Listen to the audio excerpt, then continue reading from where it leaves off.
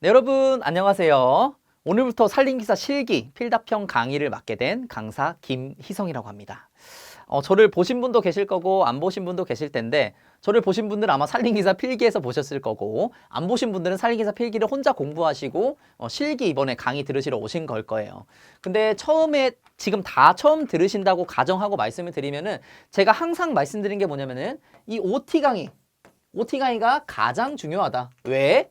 공부의 방향성을 잡아주기 때문에, 여러분들이 어떤 식으로 공부를 하든 간에 이 방향성을 잡고 가는 것이기 때문에 가장 중요하다, 이렇게 말씀을 드릴게요.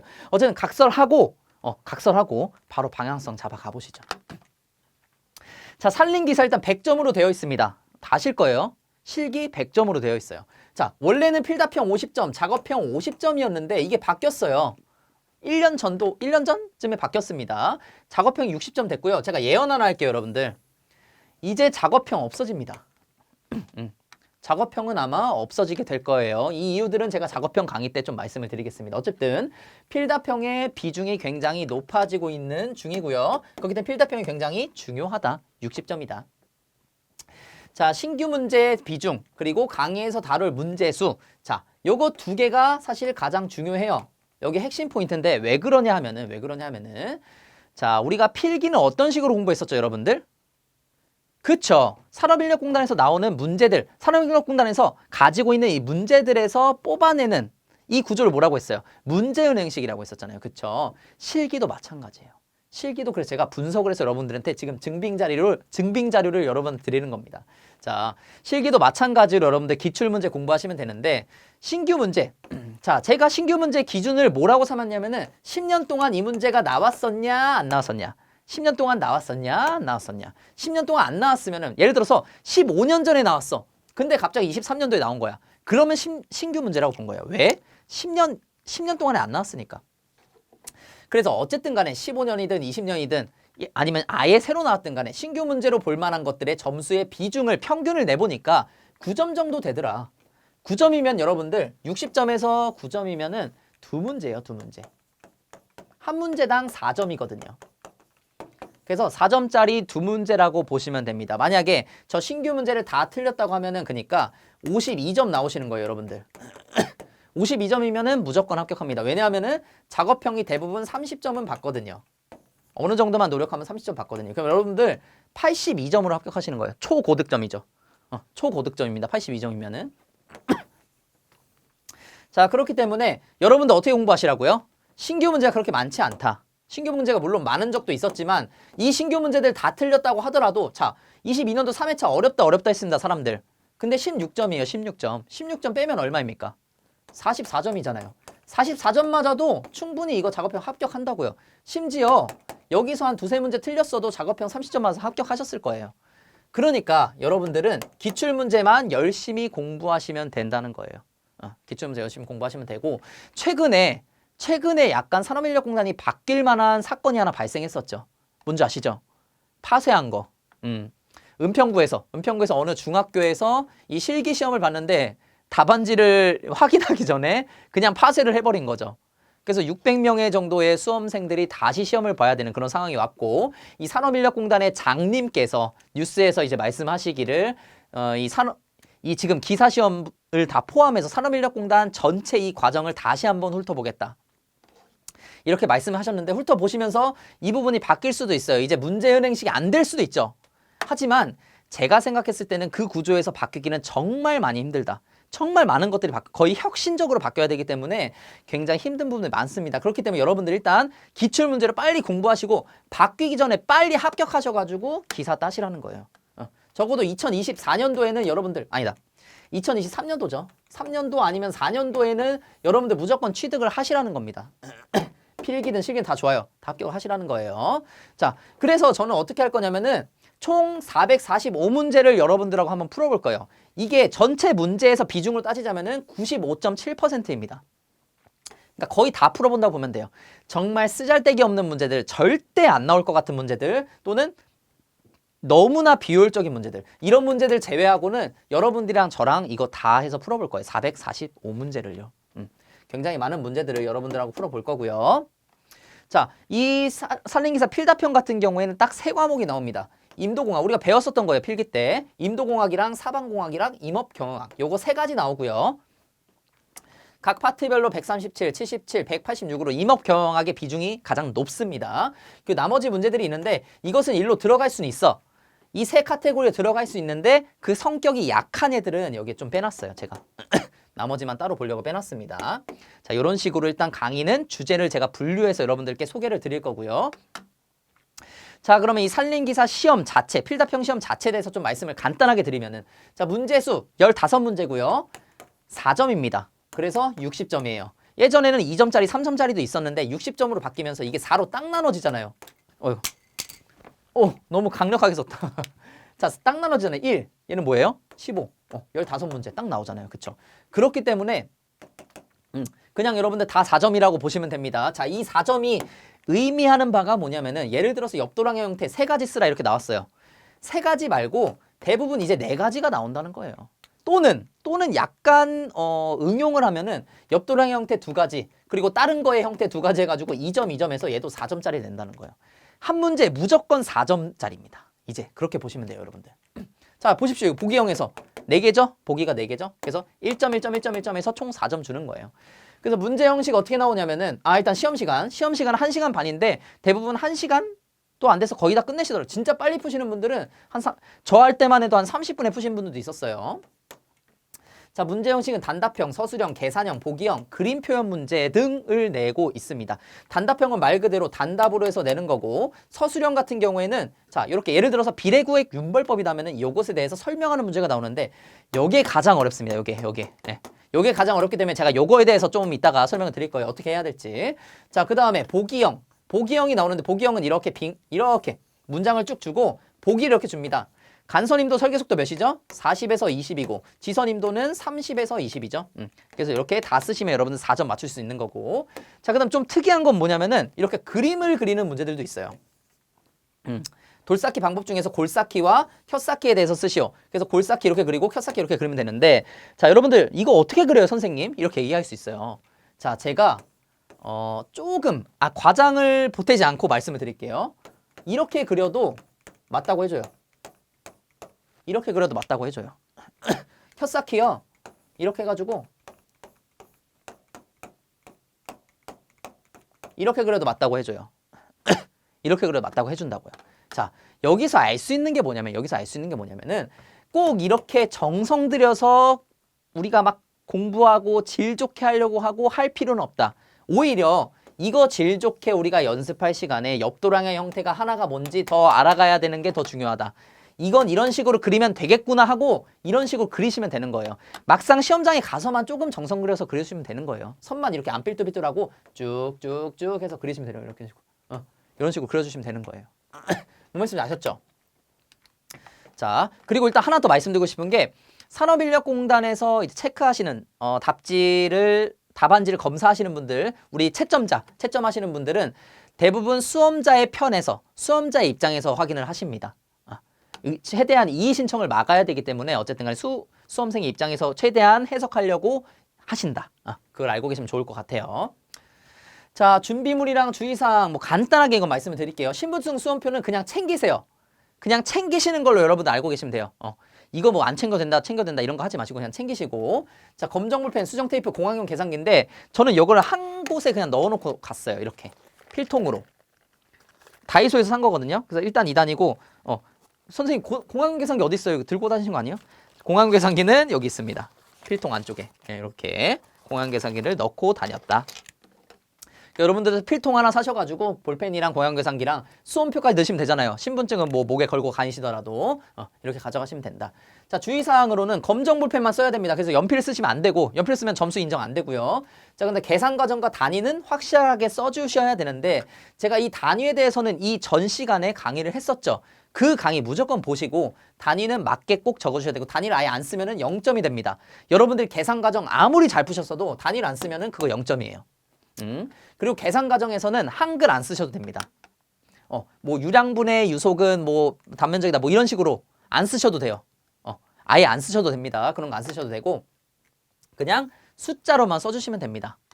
그냥 유속 써주시고 그 다음에 유적 써주시고 그 다음에 유량 써주시고 는 유량 이렇게 써주시면 됩니다. 숫자로만 기재해 주시면 되시고 자 그 다음에 가장 궁금해 하시는 분들이 사실 요건데 소수점 반올림 확실하게 확인해라 요건데 사실 요거 확인 안 하셔도 돼요. 왜냐하면은 문제지에 적혀 있거든요.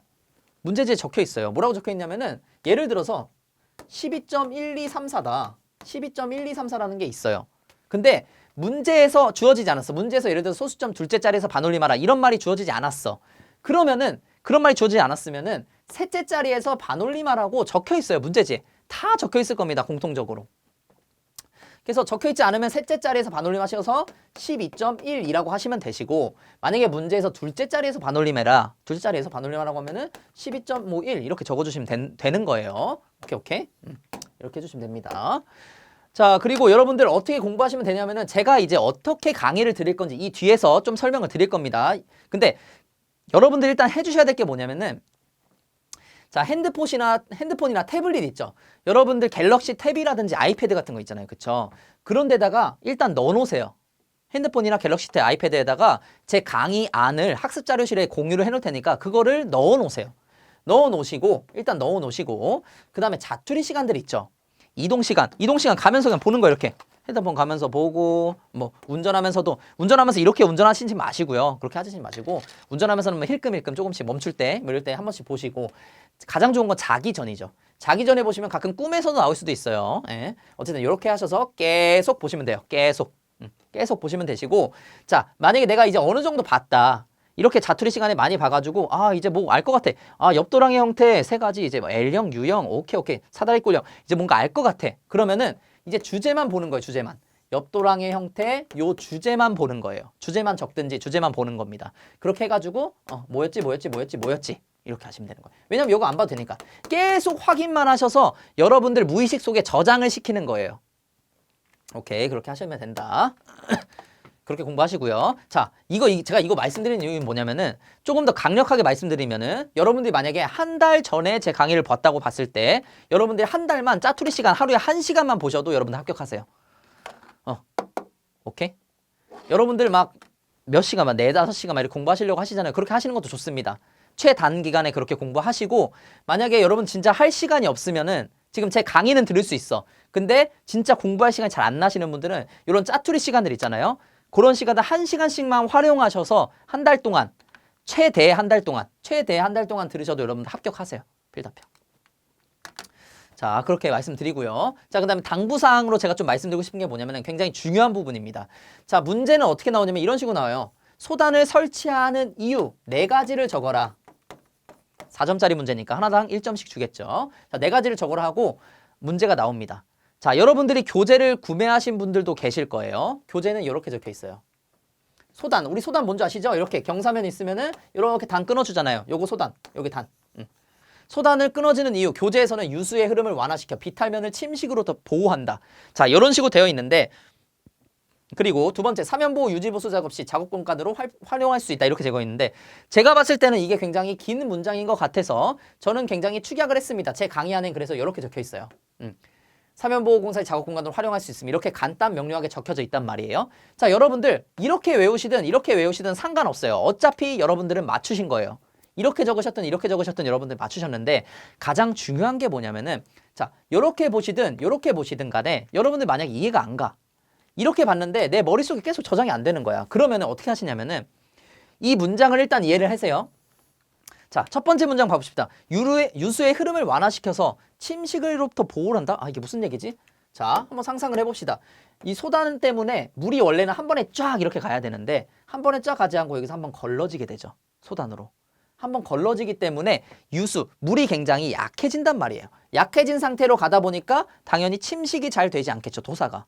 그렇죠. 그 얘기를 여기서 하고 있는 거예요.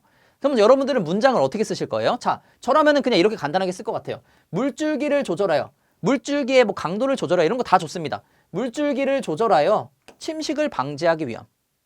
그냥 이렇게 적는 거예요. 그리고 그래도 맞는 얘기입니다. 왜? 이 문장이랑 여러분들이 만든 문장이랑 지금 제가 만든 문장이랑 어쨌든 뜻이 동일하기 때문에 그건 맞는 문장이 되는 거예요. 오케이? 그렇기 때문에 최대한 일단은 제 강의 문장으로 여러분들 외우시는 게 좋겠죠. 왜냐하면 제가 최대한 축약을 해놨습니다. 여러분들의 시간과 노력을 아껴드리기 위해서 제가 최대한 축약을 해놨어요. 축약을 해놨는데 이 축약한 것도 조금 이해가 안 가는 부분 생각. 그러니까 예를 들어서 여러분들 1번부터 4번까지 쭉쭉쭉 외울 거예요. 외우시는데 꼭 기억이 안 나는 부분들이 있어. 꼭 있어요. 그거 무조건 있어.